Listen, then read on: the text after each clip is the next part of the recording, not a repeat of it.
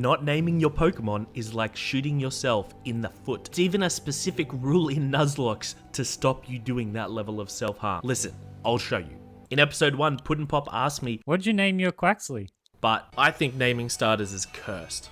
And why is that? Why? Well, what do you have to go off, dude? Like, they didn't show us the evolutions, so we don't know what they look like. We don't know their personality other than my guy, like, flicks his hair a bit, so what am I going to call him, like, Elvis? What? I mean, maybe. But what did you name your Pokemon then? Alligator? Alligator, okay, alright, that's pretty sick. But then in episode 2, he goes off and catches a Wiglet. He calls it... Yes!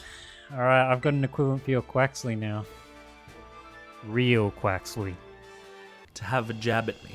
Hold up a second.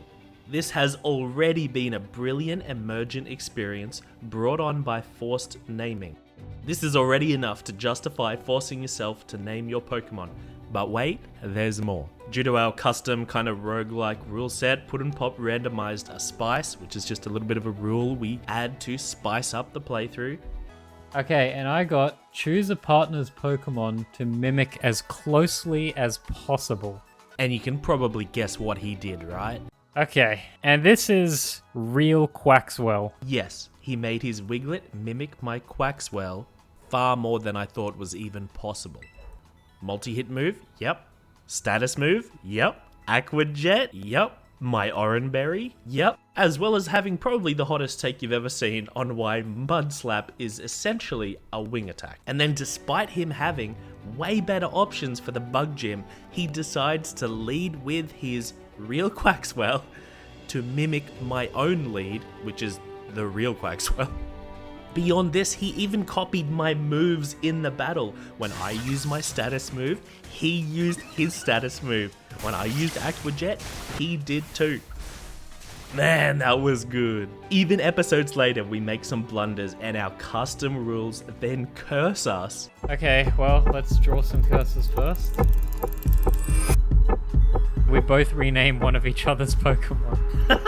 I suspect to Puddin' Pop's surprise, I had a crocodile in my party, of which he couldn't pass up the opportunity. Okay, we're renaming Dendile.